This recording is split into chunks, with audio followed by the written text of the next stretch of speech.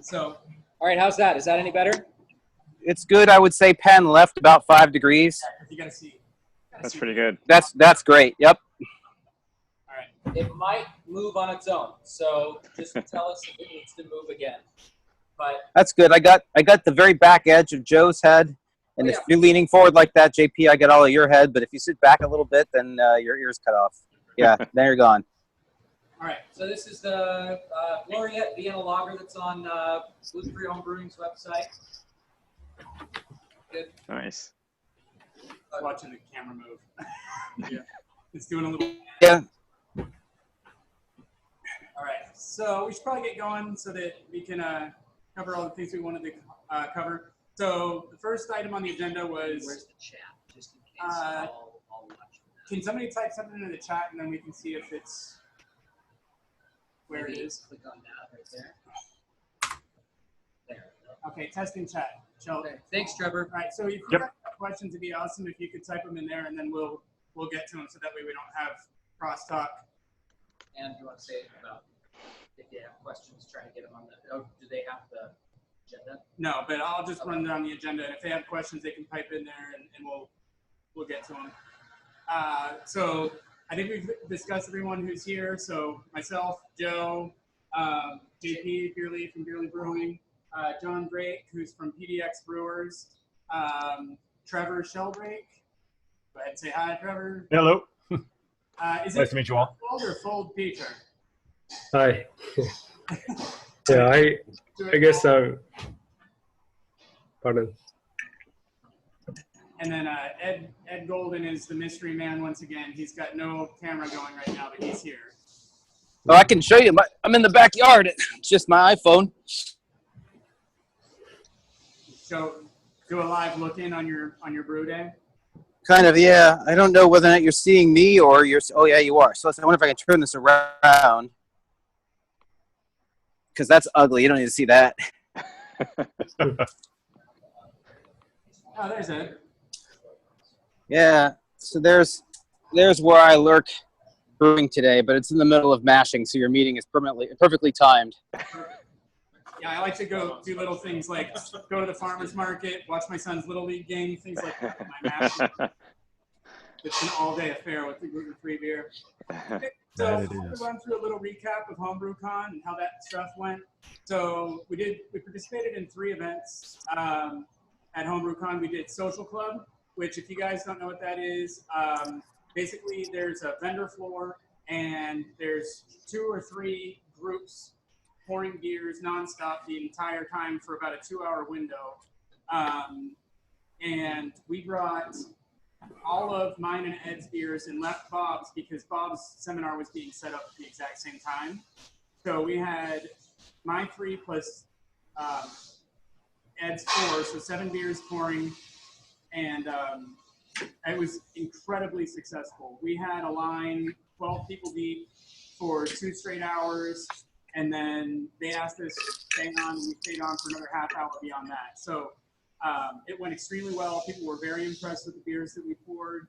I think it changed a lot of minds about gluten-free beer, which was kind of the idea. When I started up the club, I think it was on the first meeting agenda, like, oh, by the way, NHC is coming. I don't know if we can pull this up together that fast, but we managed to, and that was awesome.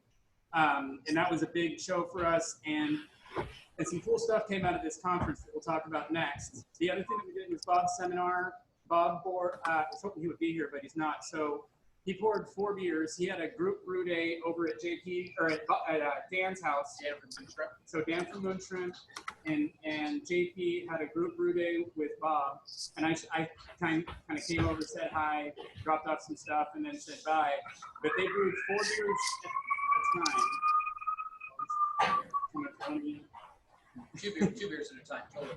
2 beers at a time for 4 beers over a real short period, but they made a cereal mash, saison.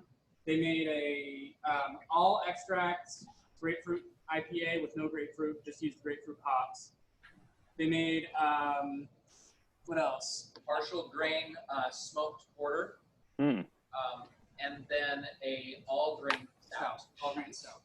So all 4 of those beers got poured at the seminar, and he kind of talked about the different ways to brew gluten-free. Those aren't all of them, but they kind of covered the bases on a pretty wide spectrum of them. And it went well, and it was lighthearted and funny and kind of entry-level stuff that was good for the audience.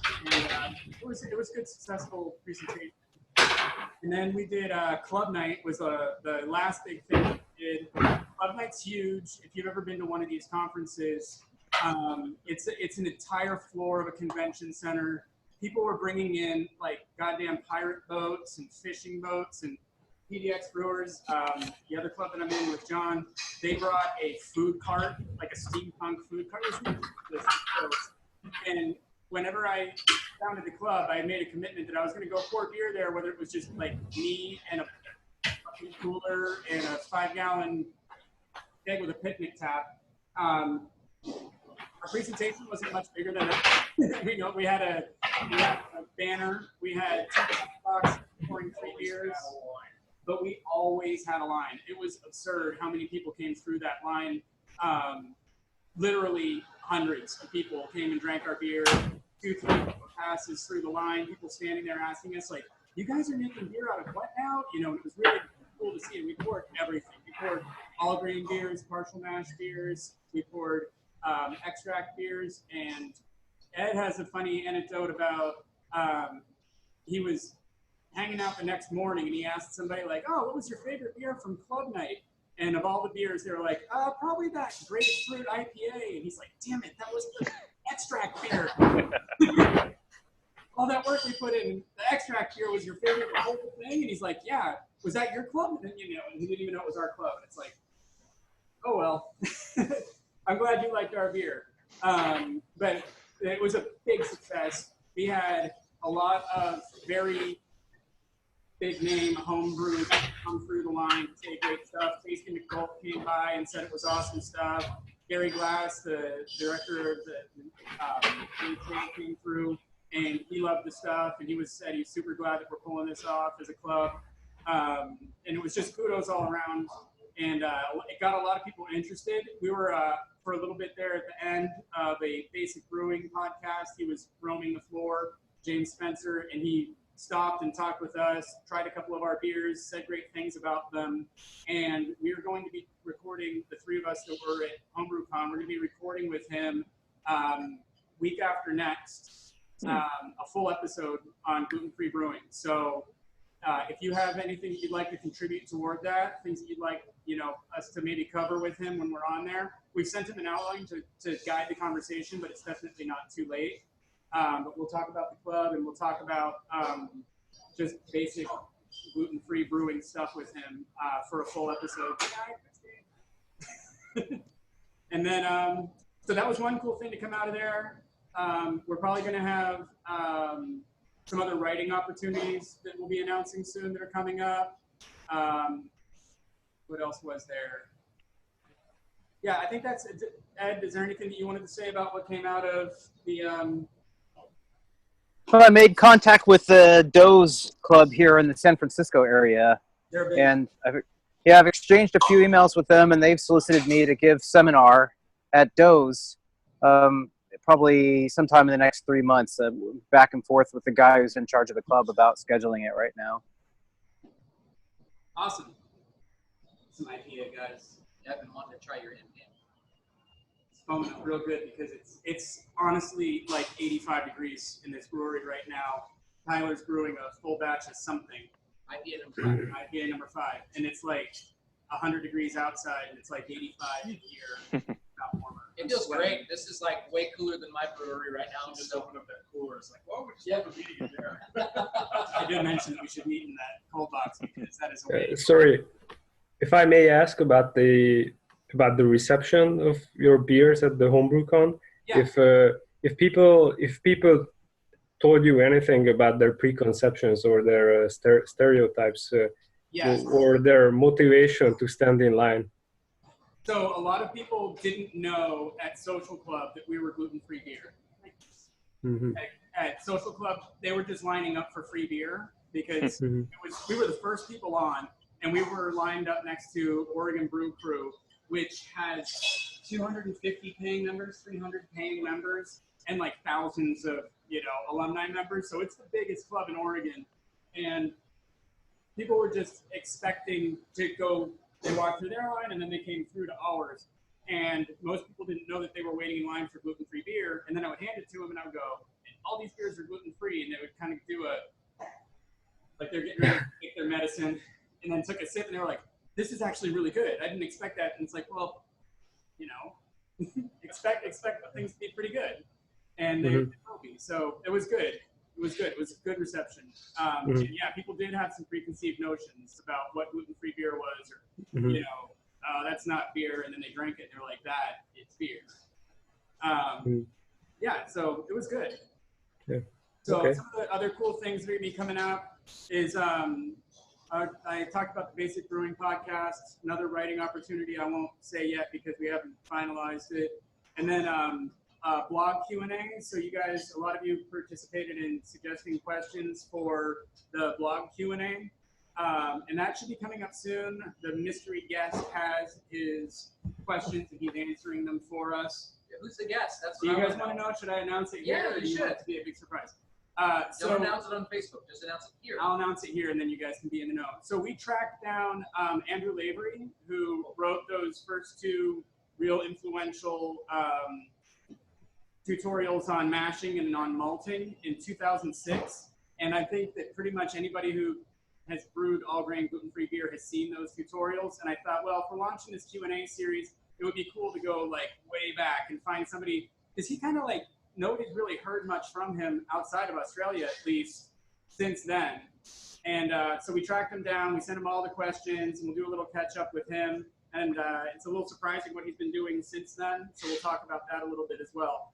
Joe, is he commercial brewing now? Spoiler alert, he is. Spoiler alert, exclusive. Yeah, so he is.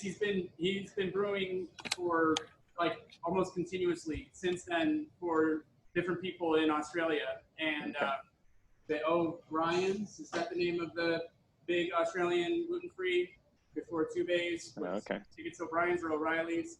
And I found out that that's where he's been pretty much since then. So hopefully he'll have some things to say about that. And I saw that he's got a new job since then. So we'll hope to hear about that from him. So, and we asked him a lot of questions about, hey, those old things that you wrote, would you change anything? Would you amend anything? Did you ever think that in 2018, basically everybody would still be referring to those two documents? Yeah. Pretty wild. So that was our first guest, and then I'm going to try and line up some others, talk to maybe some other people within the industry and without that heavily influence gluten-free beer. So that Q&A series I'm looking forward to, and if you guys have suggestions on that, or if you can wrangle people, that would be awesome. So the big thing I wanted to talk about with the meeting is that we currently have, this is a pretty sparsely attended meeting for us. We've had 12, we've had 6. I don't think it's ever been like this. And this is kind of what, when I started the club, this is kind of what I thought it was going to be like. It's going to be like me and Jesse sitting back here talking about how do we get people to show up. In the first meeting, 12 people showed up. And then the second meeting was our group brew, and we probably had 18 people through the brewery that day, in and out. People brought families. So I wasn't quite ready. And then when I set up the Facebook group, that's where things really got crazy. I think when we talked to James Spencer at Club Night, we said there's 172 members. Right. We now have 222 members in like the 3 weeks following HomebewCon. So we're drawing a lot of people. And the real challenge that I'm finding is how do I, in Portland, reach out to the vast majority of the club, which is in Australia, Hungary, Canada, and throughout the United States. And even getting people who are in Portland to show up to the Portland meetings can be a little bit of a challenge on a beautiful Sunday afternoon. So the two big questions that I have are, what do people want to get from the club? And what's the best way that we can deliver that to you? And I'll throw out a couple of examples that have been brought up, and then we'll take input. So Stuart has been talking with me a little bit about setting up a wiki. And I was talking with Ed a little bit too, because Ed seems to have some understanding of how we might be able to set that up and link it to the Zero Tolerance Brewing domain. But if we could get started on a wiki, you know, when I started the Facebook page, the model that I was using for it was Milk the Funk, who has a great online community. They have a great Facebook community, and they also have a real solid wiki, to the point where if you ask a question on there, people are going to tell you first thing first, read the wiki. So if we could get something like that, that will sort of help us have like a knowledge repository on these topics. And it also helps kind of answer some of those questions that have already been answered 1,000 times, or at least provide Grain mills. yeah, you know, mills, enzymes, mash regimes. You know, instead of having everybody chime in, and I encourage everybody to chime in on those, but it would be good to be able to say like, hey, you know what? Here's some resources that you can read on this, and hopefully people will. Another idea would be more of these blog articles, you know, sort of brew days, running through our brew days. I'd like those to be club sourced, not just me, it's not just my blog. I would like it to be like, hey, here's how I do partial mash beers, JP, how does them professionally, things like that. So blog articles. Well, and there's going to be, all the details aren't worked out yet, but there's going to be a lot of research going on with gluten-free home brewing, related to basically going through all the mash regimes that we're talking about on the club and testing them out like on one system in a controlled way with iodine tests and all of that to see what's working, what's the kind of best and beyond that, best practices. And that's going to be 100% published, all the information just out there, not held back. So great, that's coming. Cool. I don't know who's going to do it, but right, I know who's going to do it. Oh, okay. Cool. So, and then other things that I wanted to talk about is, I know for sure that people want to listen in on and participate in the monthly meetings. So is Zoom going to work for that? This was just something that I saw. My kid's school has been using this for the school board meetings. They have a similar situation where, you know, 10 or so people are making it to the board meetings, but there's 200 or so families who are interested, who are either participating remotely or watching it after the fact. So is Zoom going to be that thing? I don't know yet. Is watching it on delay good enough for the Aussies and Europeans who aren't, Peter? Or do we need to adjust the meeting times to a time that's, you know, I don't know where you find that honey spot where everybody can tune in, but I'm sure that there must be a time out there that's going to work for the majority of people. And then things that I've been working on just at a grassroots level are entering competitions and just putting the club's name on my beers and trying to get it in front of other people, and doing things like HomebewCon, reaching out to vendors and commercial breweries, talking about, you know, collaborations with them, and then just being like, you know, Eckert, Browse, some of the other folks, Hot Farms, and then writing for others resources and plugging the club. If you have other blogs or things that you would like to write for and talk about home brewing, and if you can throw the name of the club in there, that would be great. Because my idea is to just grow the name of the club so that it can be a landing zone for people who want to learn about gluten-free brewing and beer.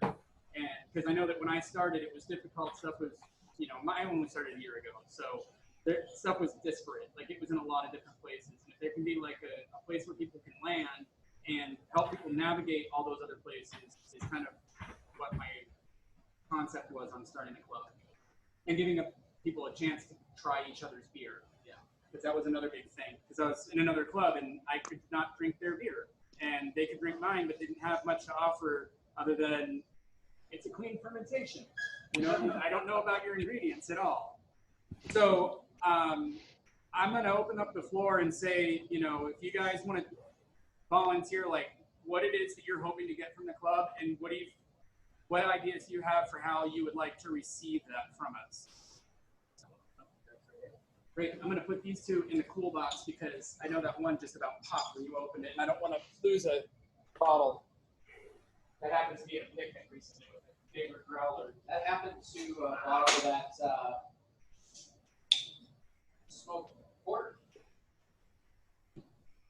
Smoked porter sounds good. Smoked porter is really good. I would love to try that. I hope none of the unsanitary bottle fills that I gave you guys when I was there last time popped open.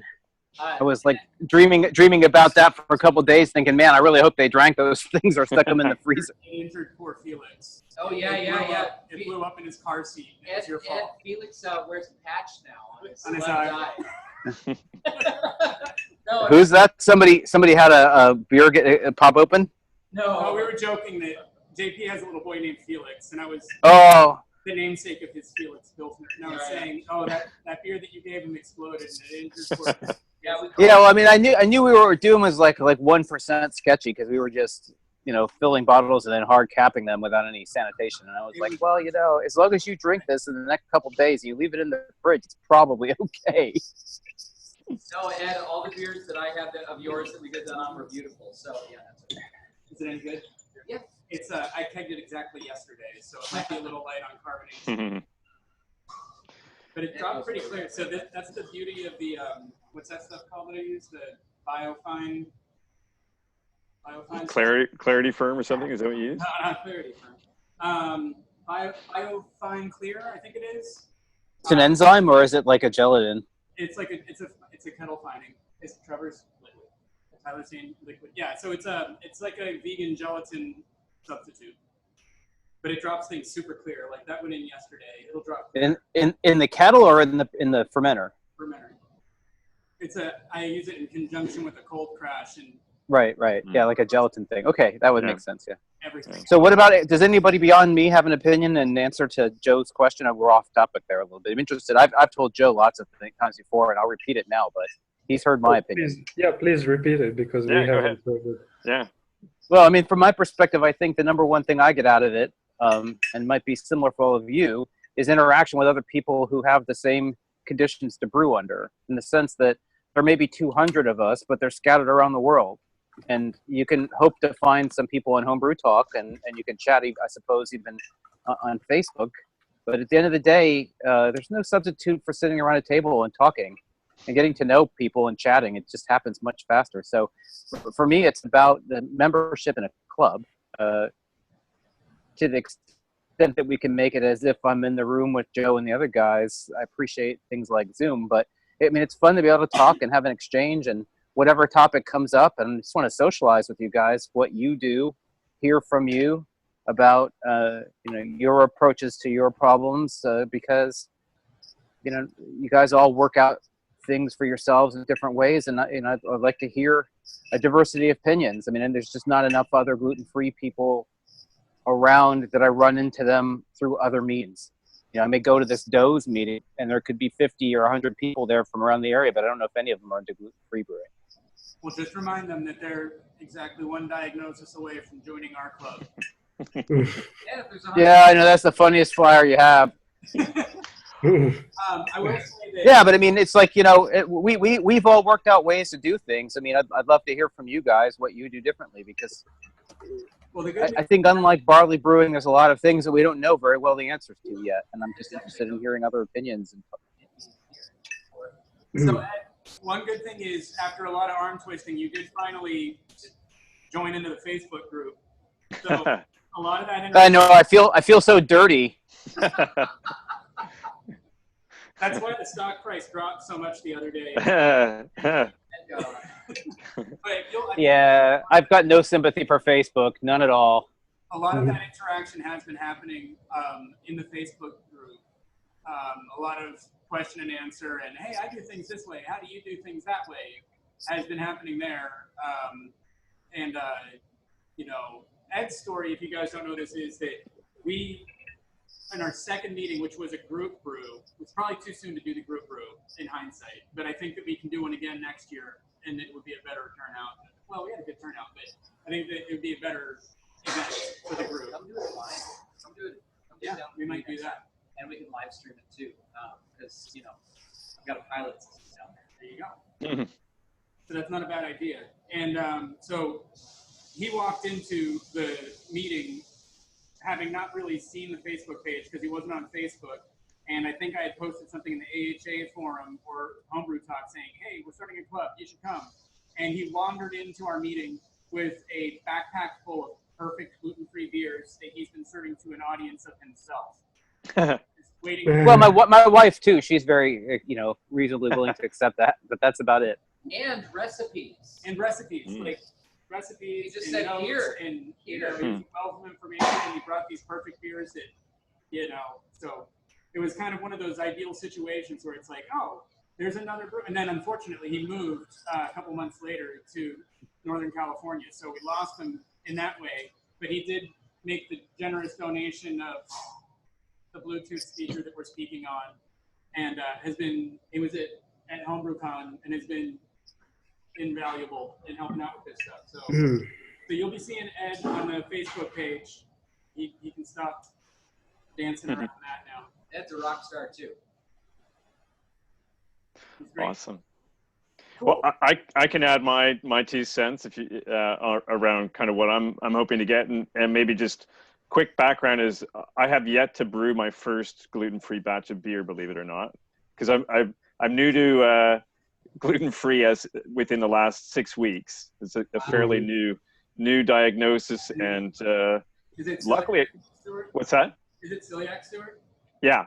Okay. Yeah. So, and I've been brewing and making sourdough bread, etc. for many years now. So that was the very first thing I thought about was beer.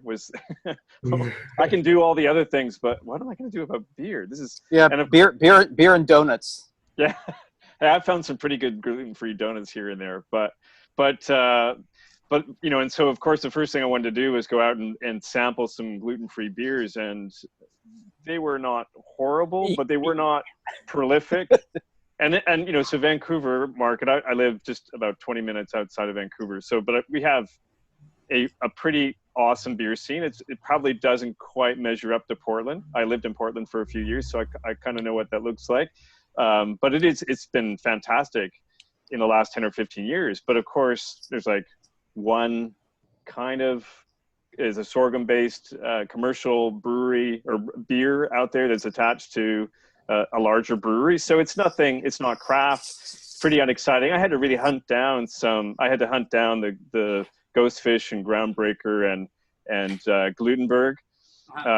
So just, I felt like I was in a time warp. I felt like I'd been transported back to the beginning of the craft beer revolution in the 80s or something. I was like, wait a second, this seems familiar.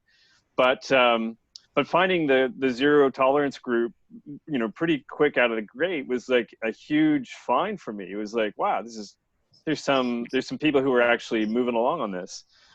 But so I finally got my batch of grain delivered to relatives in California. My kids were visiting, so I'm hoping to go pretty soon, the next couple of weeks. But just in terms of what I'm hoping to get, and what I kind of see potential for here is the connection. And I spent some time on the homebrewing forum on Homebrew Talk and the gluten-free area there. But there's a different feel to that for some reason, and it's just a little bit. I find you really have to hunt for stuff in a different way than in the Facebook thing. And I'm not a big Facebook person either. I don't. Aside from my family members, I'm not a big social Facebook person, but that's actually this group has kind of brought me back into I'm checking pretty regularly now because there's enough conversation going on pretty daily that it's quite interesting. But I guess the things that I would just maybe add, you mentioned the wiki stuff. I think that would be great. Joe, like you, I think one of my big sources of inspiration is Milk the Funk, and I love what they've done with their wiki. And I think just given the number of different techniques and methods, even from what you guys described, I would love to see some just different write-ups on, the ingredients, the techniques, I came up with a kind of a draft list just on my own of things that I'm happy to share that, but I think there's a lot of potential there. And I'll wrap it up here in a second, but I think Zoom works pretty well. My exposure to it was I was actually part of the malting guild, the Craft Malts Guild group for a little while, and they use Zoom. And what I'm thinking around that is actually that they did webinars once every month or two, And just as a separate thing from group meetings, you know, if we had a speaker or somebody who could do a presentation and then have an opportunity for people to do some Q&A at the end, I think that might be another useful way. And then, of course, you've got that as a resource, a recorded resource later on. Yeah, you're right. That's a good idea. That's actually a great idea to like, and maybe even like do a brew day. You know, like Yeah. record a video of a brew day, and then You can condense the boring part. Yeah. and then have that brewer like present with us as a group or on Zoom, We can taste and watch it all, taste the beer, and then ask questions. You know, like when you went off camera, what did you do? Or Yeah.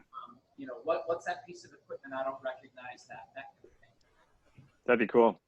And then last thing, JP, you mentioned gluten-free home brewing doing some experiments. That made me think of Brewlosophy and just the different experiments that they do, whether that's one person doing, you know, a specific thing with, you know, different ingredients or different techniques, or if you kind of crowdsource and you've got a bunch of people doing something along those lines, maybe there's some potential there.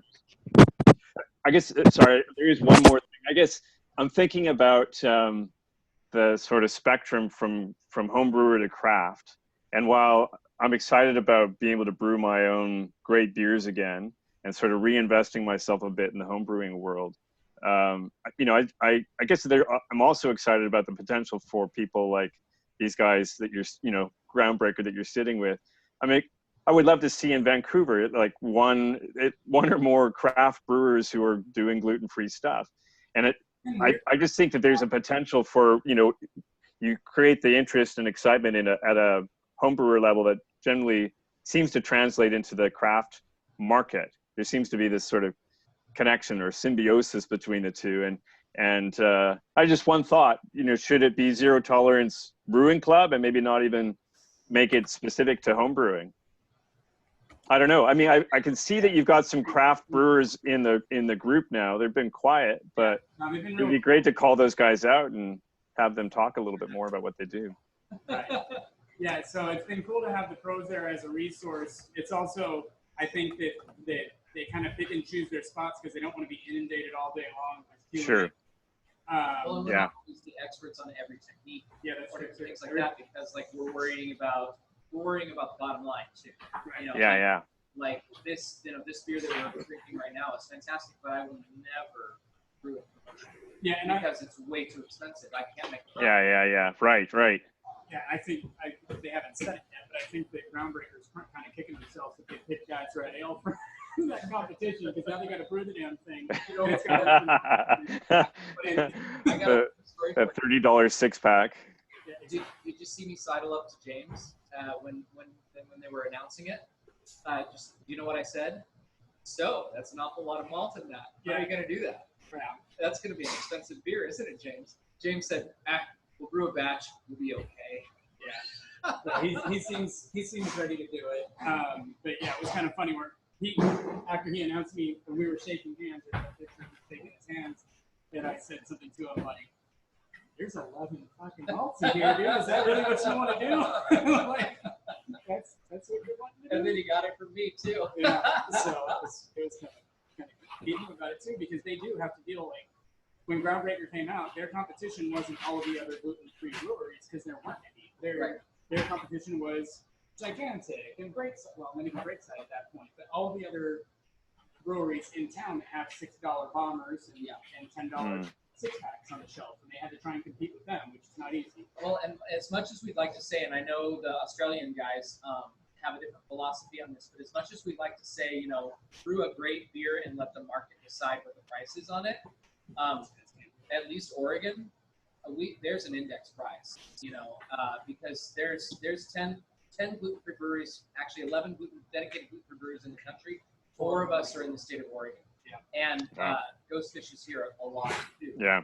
You can't eat greatly outside the range. Holiday Daily can't show up and charge $16 for a 4-pack. No, and that might be when they're not here yet. Yeah. That's a good point. 20,000 barrel expansion. Yeah. Then they might be able to price themselves into our market. The other thing that's going to happen with gluten-free brewing, home brewing, and commercial is at some point, oh gosh, who's going to be watching this video? At some point, the market will dictate some new realities for the prices of malt. Period. I'm not going to say anything more. Yeah, it's going to go one or two ways. Either a whole lot more malt is going to be made, and things are going to get more affordable because of the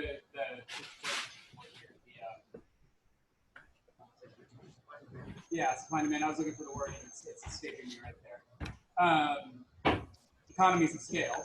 Yeah. Be producing more of it, and things will be, because if you have a 20,000 gallon or 2,000 barrel brew house, like Holiday's opening, that might drive the price of grain either wildly down because more production, or wildly up because they're going to squeeze all of the available resources. So we just see where that goes to. Yeah. That's a huge expansion. Anyway, off topic, but sorry. No, it's good. People want to get out of this. One of the things that people like getting out of this is the interaction. You're not sitting around. Well, that's exactly right, and it goes to demonstrate the point I was trying to make, which is that sometimes the casual conversation with like-minded people is hard to find if they're scattered all over the country, and this is a nice forum for it, even if it's. Mine too. We should get our wives together. They can talk about other things. They can not Brewers Club or not Brewers Club. So Peter, do you have anything to add, or Trevor, about what you're? Yeah, sure. Actually, when I was listening to Stuart, I realized that we are so much on the same page. It's crazy, that we are at very different parts of the world and have very similar thoughts about this. And I think so. One thing I can add here is, I guess right now I'm the only one not from North America here right now, but of course there are many others of us in the Facebook group. So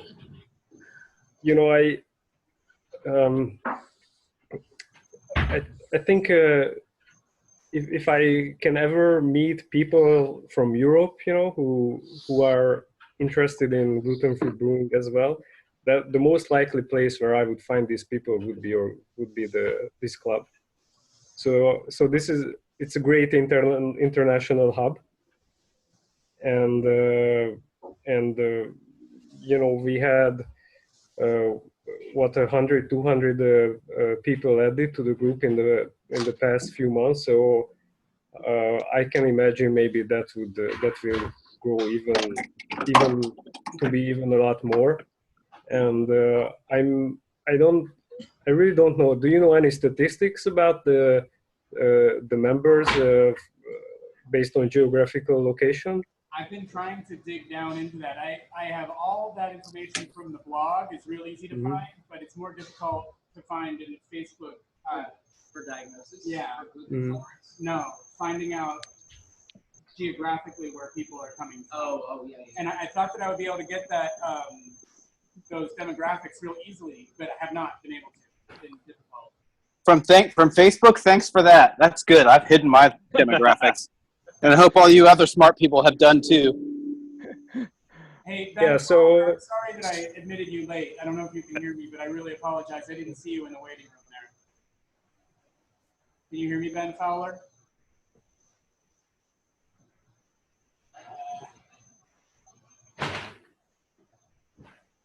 Sorry. There was a guy waiting to get in, and I didn't see him in the waiting room there, but he's in now. So yeah, I agree with you totally, Peter, and Stuart on all the things that you said there. And yeah, so basically, yeah, the point I was trying to make is, that it's I think there's also a possibility for like maybe just meeting other people from different locations, and I would really love to meet you guys personally, which obviously I can't do for physical reasons, but maybe in a few years time frame we'll have a lot more people on the group, and and I will be able to find similarly minded people in relatively in my area, you know, in relatively closer locations, and that doesn't mean, you know, that we would you know, want to go ahead and create our own club, but maybe, you know, work together as a how do you say that, like an affiliate affiliate club. I mean, but this is Satellite or something. this Well, is just fantasies, right? you know, This one is thing something that might happen in 5 years, or I don't know, but I I see don't I, I see I don't this think you coming. should wait. Pardon? Yeah, I don't think you should wait 5 years. I think 5 years is a long time. I mean, you know, you might find that if you put the word out in 3 months from now that there's a meeting in a city near you, and anybody on the Mhm. club who happens to be nearby, you can figure out how many are likely to attend. I think Yeah, you're. you know, Mhm. 5 years is an eternity. And Mhm. I think you're absolutely right. And Peter, I would encourage you too. My wife is a part of a Facebook called One Bad Mother Facebook group. She's one of the moderators. And the thing that they do, it's from all across the country. There's thousands of mothers that are on that, and they do like meetups in all sorts of places. And so maybe something that we could start doing is encouraging, like if you're, you know, Ed in Northern California or Peter in the Czech Republic, right? Yeah, in Hungary, you know. Sorry, I've been to Hungary. It's Yeah, beautiful. no problem. I was not gluten-free when I was there, but I loved Hungary. Okay. Just like putting it out there on Facebook and saying like, let's have a zero tolerance meetup, and you know, such and such a date, such and such a restaurant that has food that's appropriate for us, or brewery if there is one, and just get together and like meeting face to face the people that are in your area. I mean, we might never meet you face to face, although honestly, I hope I do. I hope I get to meet every single one of you at some point.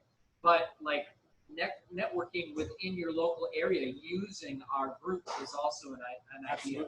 And it just Thanks. talking about that we could definitely have, since the time zone thing seems to be a problem for Australia, there's nothing stopping the Australians from having a Zoom meeting on their club. And if one person needs to be inconvenienced, and that's me, and I got to do a 3 a.m.er, no problem. I work overnights for my business all the time. So I could definitely do that with them, and we could have them do, you know, Southern Hemisphere meeting, Northern Hemisphere meeting. And we could get people on for them too, you know, whether it's me or whether it's James or Jesse or, you know, Ben from Evasion or something like that. I'm pretty sure that we could twist their arm, because we've got a lot of resources here in Oregon that can help too. So, I mean, except for Ed, because Ed's in Northern California now. So Ed's excluded himself. Yeah. So JP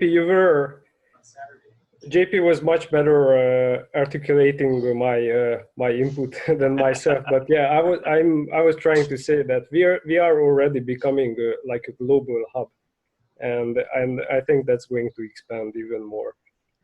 And yeah, one more thing I wanted to add to what Stuart said was actually that here we also have a problem with the. I mean, I also have a problem with the resources, you know, malts especially.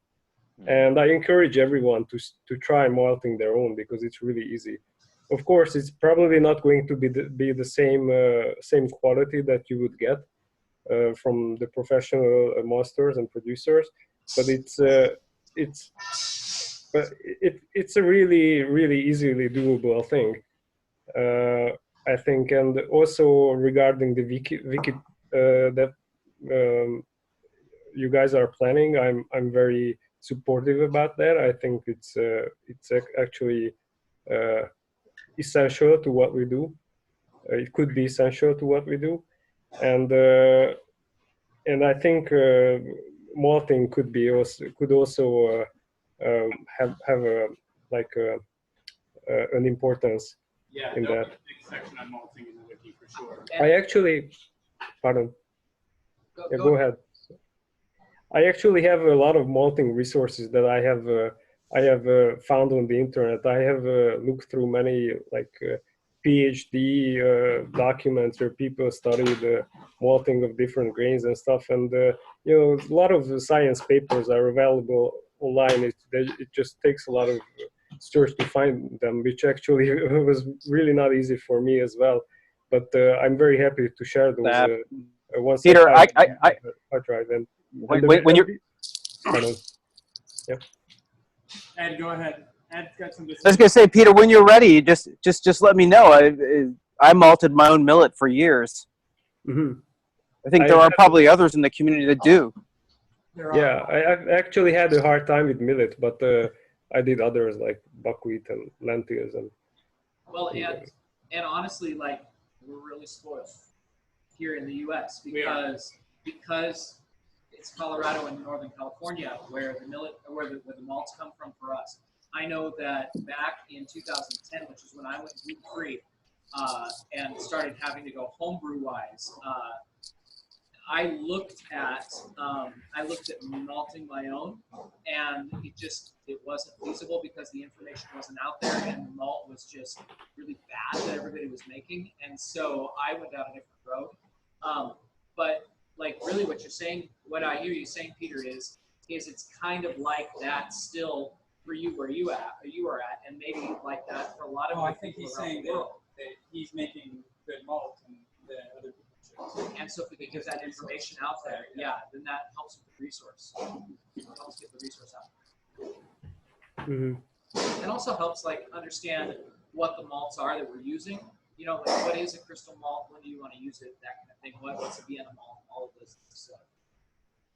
So, I mean, but like also like because I'm constantly at a deficit to you, Joe, and probably to you too, John, because I went gluten-free like after 2 all-grain brew sessions with a friend of mine. Yeah.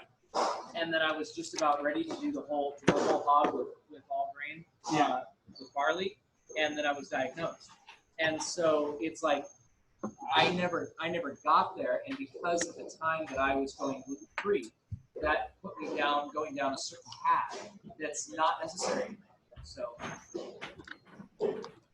and you have, because you were brewing with barley up until, you have a lot more knowledge as far as what the malts are supposed to be like. You talk about different roasts. I can like, oh, this tastes exactly like 40L, and you're like, I don't know what 40L tastes like. Yeah. You know. Exactly. Yeah, exactly. And like I'm still dealing with like 8 years ago. The taste, like I have a good taste memory for beer or for everything, but you know I've never had a sour. I've never had a glutinous hazy IPA, for example. I don't know what the hell it tastes like, and I'm not gonna. This is actually very interesting to me because I've been celiac for 12 years now, and so actually that's a question I wanted to post in the Facebook group is if you know having been a celiac for so long, I don't even recognize beer styles. Like, you know, when you guys talk about stout and porter and all those things, of course I know what they mean, but honestly I don't have the mouthfeel. so that's, but I guess I you know, I want to educate myself on those to become a better brewer. So that's an interesting conversation. But one more thing I wanted to add was that when Stuart mentioned the philosophy idea, that's something I really resonated with, because I think a lot of stuff that we do is really pioneering. So this all gluten-free thing is very new, and a lot of stuff that comes up, or a lot of solutions are the first solutions, and I can also see this, you know, becoming like a knowledge hub in the future. So a club that actually also has you know, the best intel on gluten-free brewing in the world, actually, and that also leads to education, because we don't really have that spectrum of craft beers here as you do, especially like gluten-free craft beers, and I see how people are struggling to to accept the Clarity Firm beers that they have in the stores. None of them are really great, and actually I think because beers, craft gluten-free beers that are available in your region are absolutely scarce here. People don't even know that. I mean, celiac people don't even know that it's possible to brew 100% gluten-free beer. So I think we also might have some sort of responsibility to educate the gluten-free, the celiac community. Great. Yeah. I just having joined another. Well, you do it on Reddit, but anywhere where there's a celiac chapter, you can constantly see people asking about beer recommendations, or and that the gluten reduced thing comes up a lot. But no one really even knows what's possible. Or Peter, I think you're right that seems like there's an opportunity to kind of go beyond just coming up with something that is a passable echo of normal, of conventional beers, and could be as interesting or well made. I think there's a real opportunity that people don't even fathom at this stage. Oh yeah, and one interesting thing to add to that is that with the craft breweries here, we have a lot of beers that contain gluten-free beers. They're not gluten-free, but they contain a little percentage of millet or buckwheat, like a specialty grain, and I don't think they would actually take the initiative to make gluten-free beers. But then I went to there's a university here where they actually teach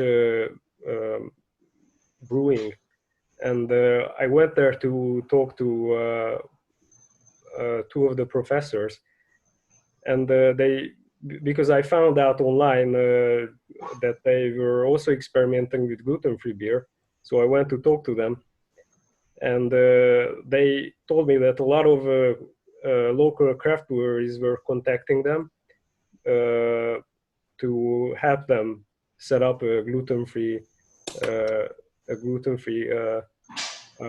a batch, at least one batch. I don't know, or maybe several, or even a pipeline. But then all the brewers at the end dropped the idea and were too lazy to deal with all the extra energy that gluten-free the creation of gluten-free beer comes with. But it's still interesting to note that there's a distinctive interest from traditional barley brewers towards specialty grains, and I'm doing stuff in there. And we're I assumed there was something to do with the garage. All right, man, I had to mute you. And we're obtaining a lot of knowledge on alternative grains, so that's also a perspective, I think.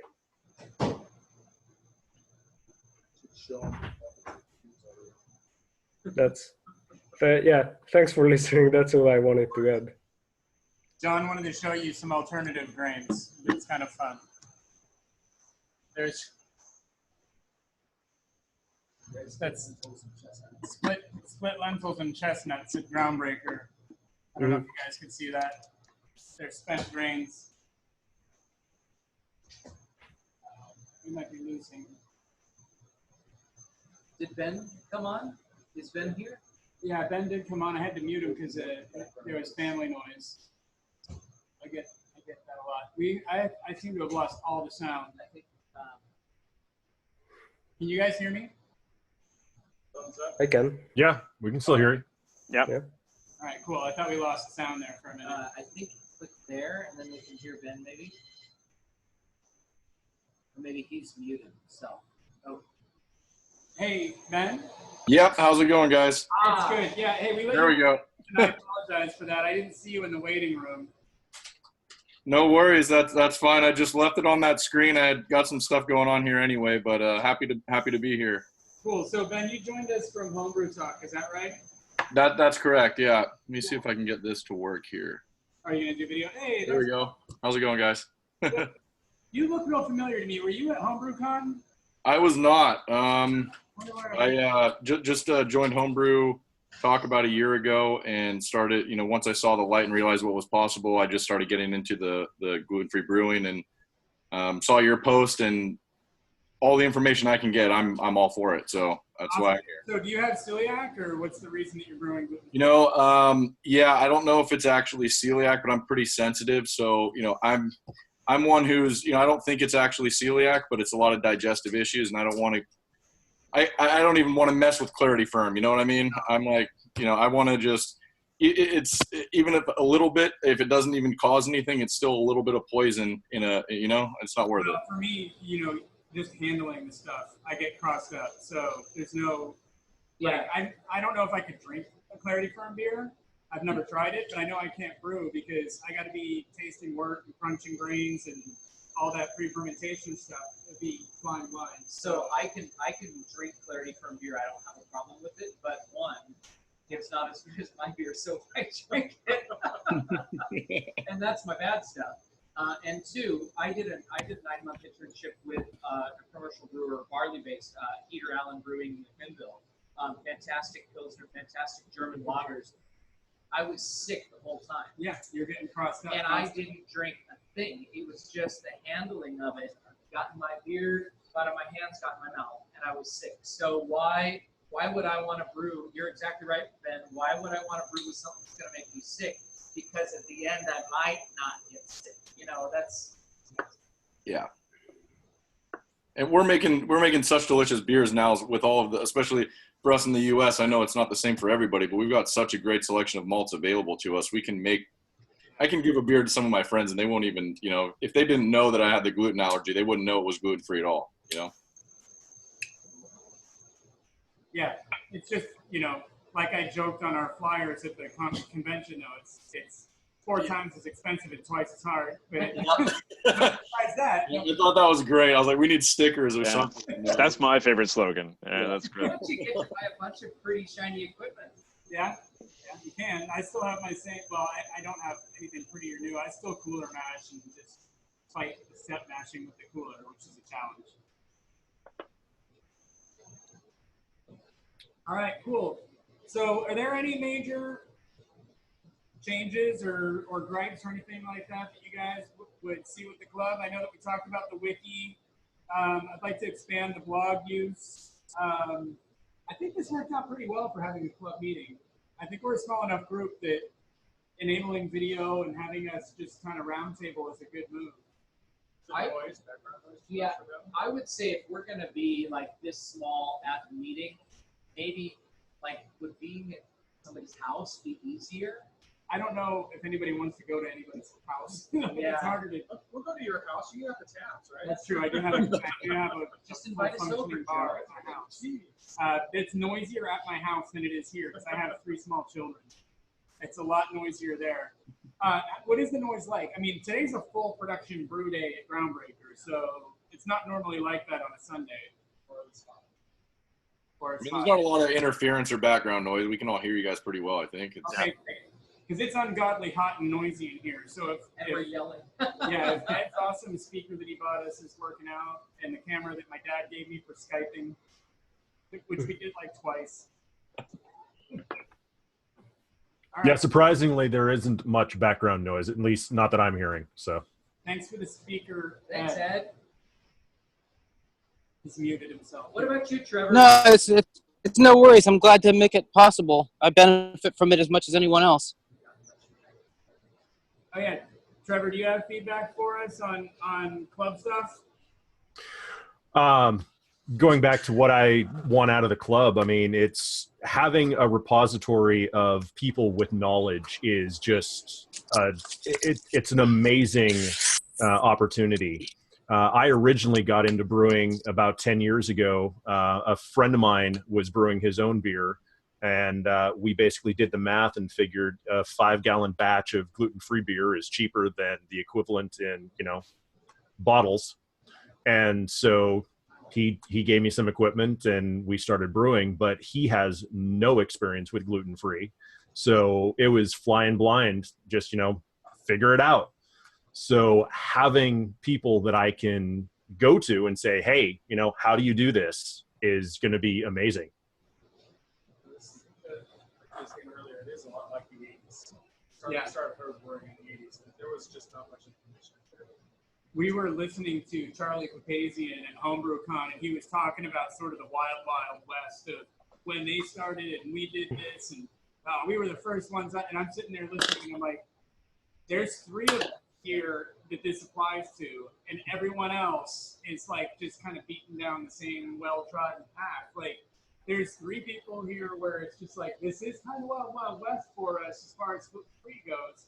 James likes to say, James from Groundbreaker, the owner and founder, likes to say a lot that, like, they've got hundreds of years of barley recipe design out there, and like 15 years of gluten-free recipe design and experimentation. So, well, and thousands of years of selective breeding for diastatic power in barley, and none in millet and rice. So.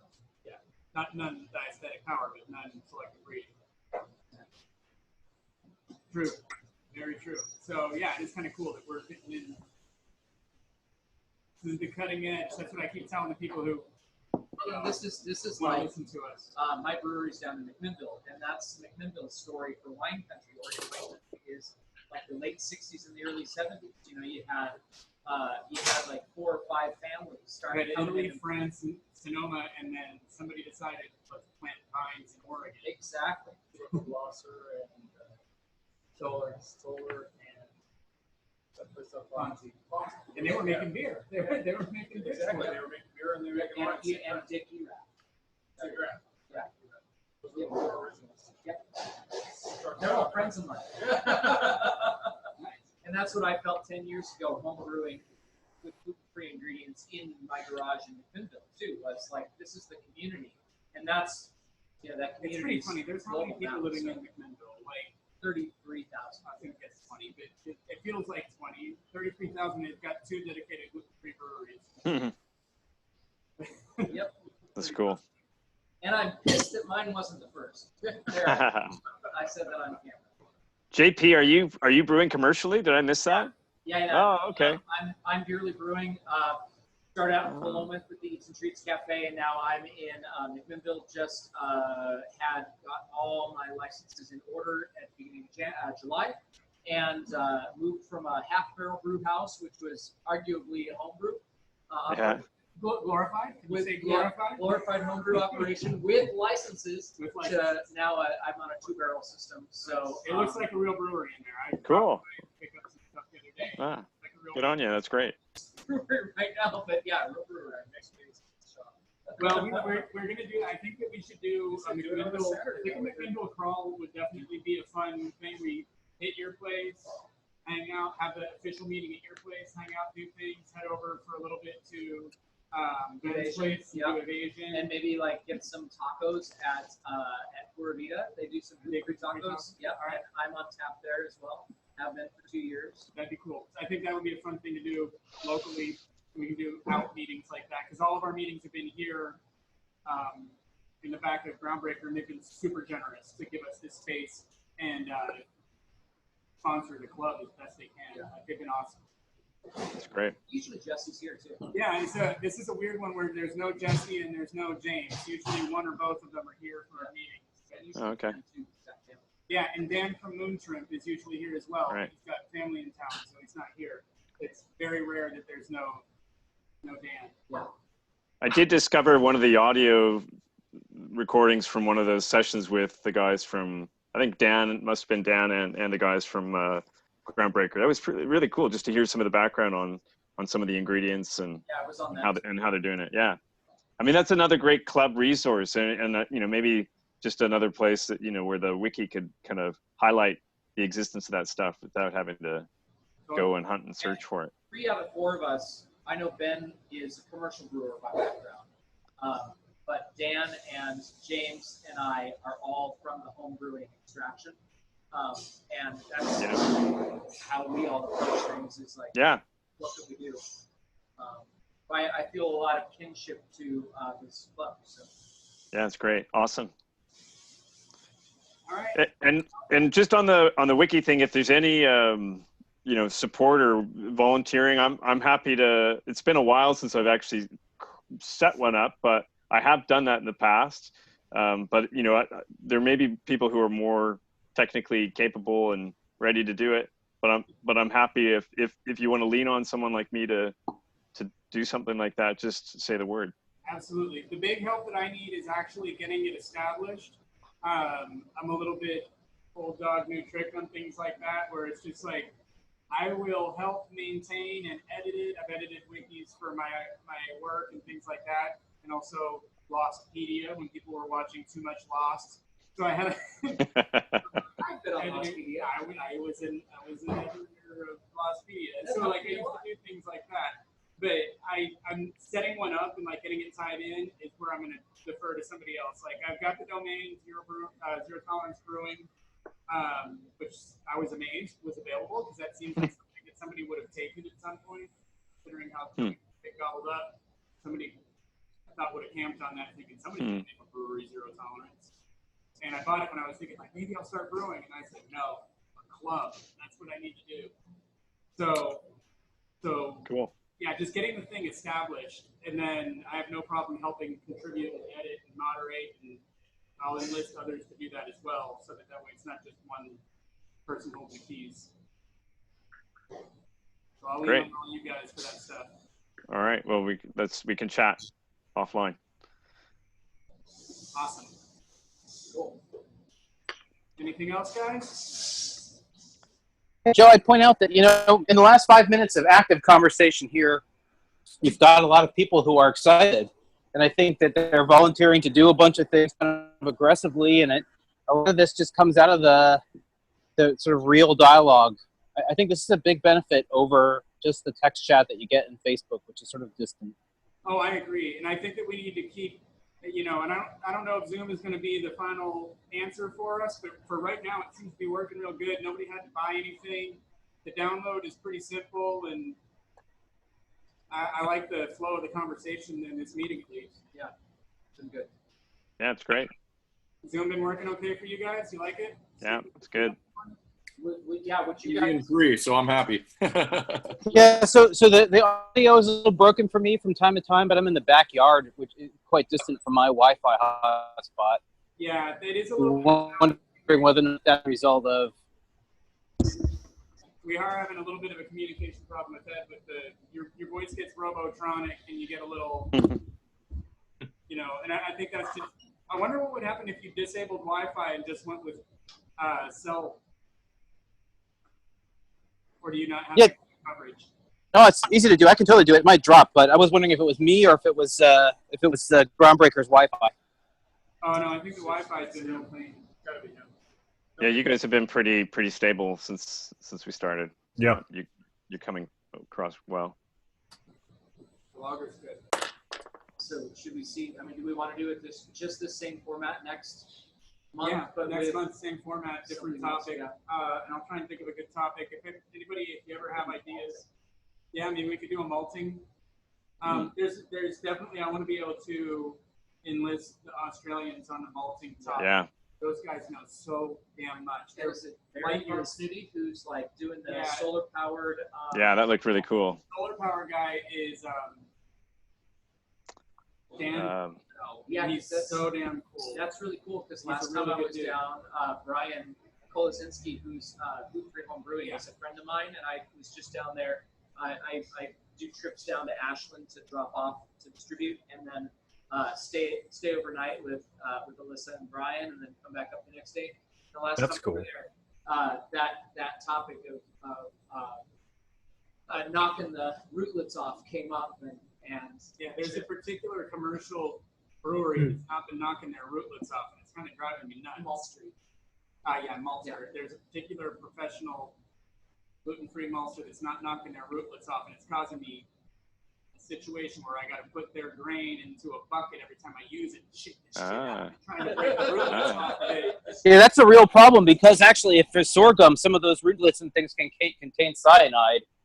I don't know how much of a thing it was, but back in the day when I was looking at that, getting the rootlets off was a big deal. Well, this is rice, so I don't know So how rice is what not the an issue, cyanide but is. it's not necessarily fermentable. Yeah, that was a concern over sorghum, and I don't know how serious a concern it was. It wasn't expressed for rice. One of my friends from the barley world is Seth Klon from Mecca Grade, who sells expensive boutique luxury malt, estate malt, and I showed him a picture of that rice malt with the rootlets on it, and he was like, "Holy shit, is that good?" And I'm like, "Yes, it's good." And he's like, "Somebody's gonna talk to that guy." Like he was Girl. No, okay, well, yeah, guy or girl.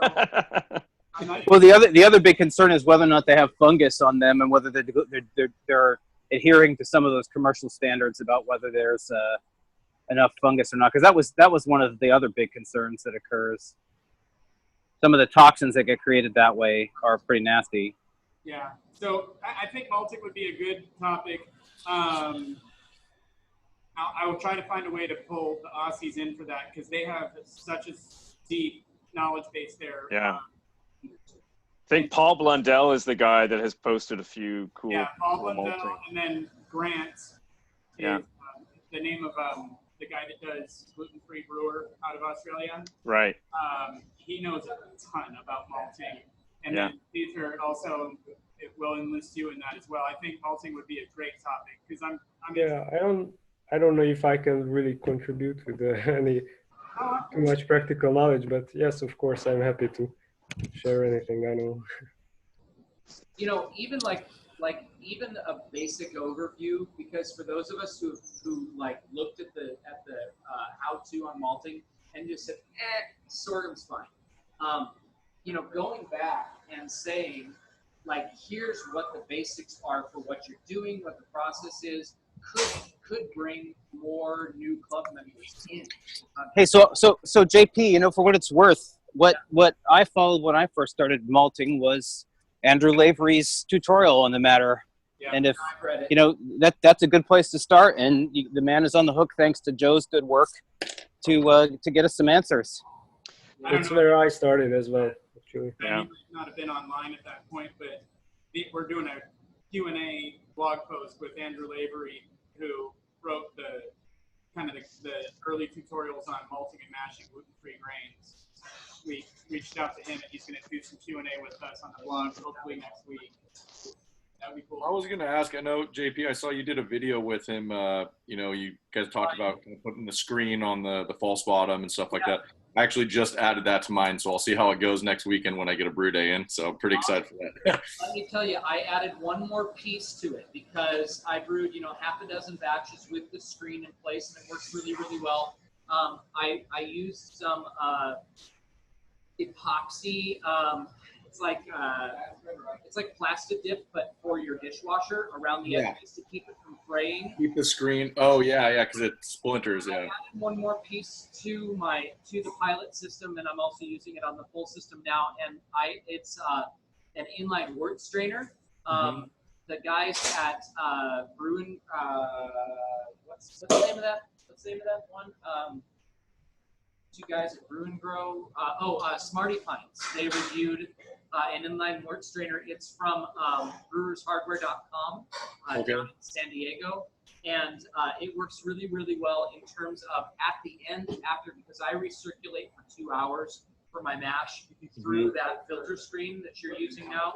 And at the end, I attach that 4-micron filter screen with the inline wort strainer and run out into my brew kettle and end up with nothing left. Yeah. I mean, that was like the only thing that I was really trying to refine on, or not the only thing, but one of the main things is having to, leave an inch in the bottom of my beer bottles when I pour out, because it's not just like, from carbonation, it's definitely some settlement that came in through, Yeah. There are other theories on what causes that. Actually, my experience has to do with a failure to get all the starches to become soluble. Okay. Yeah, that makes sense as well. Galaxy and Merlot Mosaic, and our Galaxy really. Back in the early days of that, I used to get almost the better part of 2 inches in the bottom of a fermenter. But I started to go through a different process in my mashing, and I don't think we're out of time to elaborate on that. But now I get maybe 3/4 of an inch or less in the bottom, and nothing like that in my bottles. Yeah.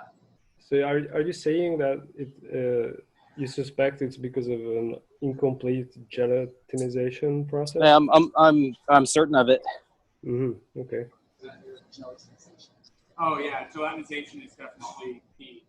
That's the number one difference between barley brewing and with the gluten-free grains is the diastatic power and gelatinization points of the different grains involved. Well, and there's some new information that's coming out too. If you're a Beersmith user or if you're a Brewer's Friend user, hopefully, there's some information that's been put together by Joe and by me that includes, at least for buckwheat malt, Bob Kiefer, the guy who couldn't be with us today. He has a theory that 135 is the perfect mash point for buckwheat malt, ale and roasted, and I've seen it work pretty well. I've bought buckwheat malt, for 10 years because it just gets to gelatinizing and it's just a giant mess. But it doesn't at 135. So yeah, the goop you get out of buckwheat is all beta glucan generally. But just today, I mashed 3-step mash and ended up at 150 and ran it out at 6 bricks. And then I took the solids that were left and cereal mashed them and then added the liquid back. And when I ran it out the second time, it was 15 bricks. And that's the difference in efficiency that you get out of making sure that all those starches solubilize. And if they don't, you end up with a lot of dust and crap that makes it through lautering. And if you boil it, it becomes starch in your beer, which is even worse. And you end up with a lot of sediment in your fermenter. I've had a lot of starch at the bottom of my fermenter on a couple of beers. Yeah. I've been at this for nearly 4 years or 3 years, something like that. I lost track, and I've become convinced that there's some truth in that. I think that I'm lazier than it, but I think I'm pretty set on using that Thermomil at. Yeah, the Thermomil's a cheat, but it seems to work really good. I don't mind using a cheat code. I will make a Game Genie IPA next time. Yeah, so there's kind of 2 broad strategies, right? There's one that involves pouring chemicals in to try to break the starches up, which seems to work pretty well. But there's the naturalist possible way, which is time consuming.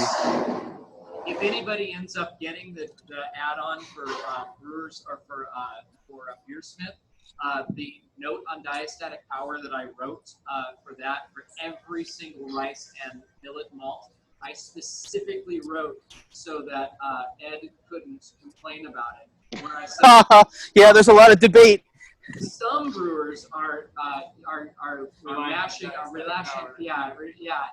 and also you can add in some enzymes. Industrial enzymes. So I thought of you for like. Well, I made 4 beers for the HomebewCon, and all 4 of them with no enzymes initially.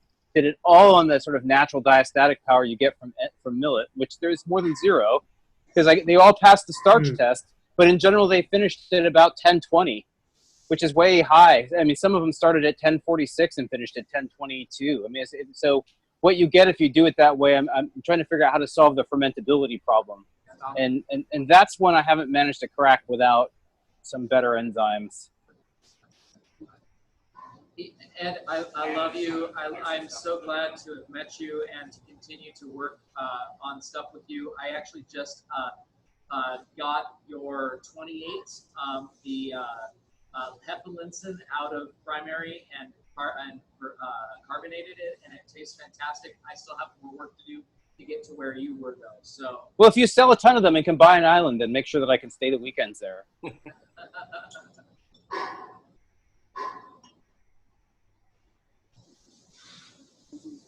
Joe, thank you for organizing the meeting. Of course, guys. Thank you. Yeah, thanks very much. I'm so glad that other people are excited about this that aren't me. That's always a surprise to me. Well, I'll try to make a presence on Facebook, as much as it pains me to say that, and I look forward to chatting with you all there. Great. Awesome. Thanks, everybody. Cool, guys. Thanks for everything. Yeah, thanks a lot. enjoy your free hops. Yeah, sorry, guys. Oh well, I wish another that, time. I wish that the shipping either wasn't a fortune or that we had some money. So maybe we need to find a way to like sell some T-shirts or something so that I could do giveaways and things like that. Yeah, I mean, maybe if we had some T-shirts, we could just, like, whenever you order a T-shirt, include some more swag in the shipping. So, you know, order a T-shirt once every couple months and get some swag. Yeah. A T-shirt and some HomebewCon logo stickers of all the different sayings you guys had. Those were some of those were pretty good. Yeah, agreed. I think we need to get some of that stuff out to the members. Cool, guys. Thanks for everything. I'm going to go ahead and end it. I appreciate you all showing up. Well, next month we'll do malting, and maybe the month after that we'll do mashing, because that sounds like a pretty logical way to go, especially coming off the labory cut. So, cool. Great. Excellent. Awesome. Yeah. Cheers. Thanks a lot. Thank you. This was awesome. Yeah, thanks, guys.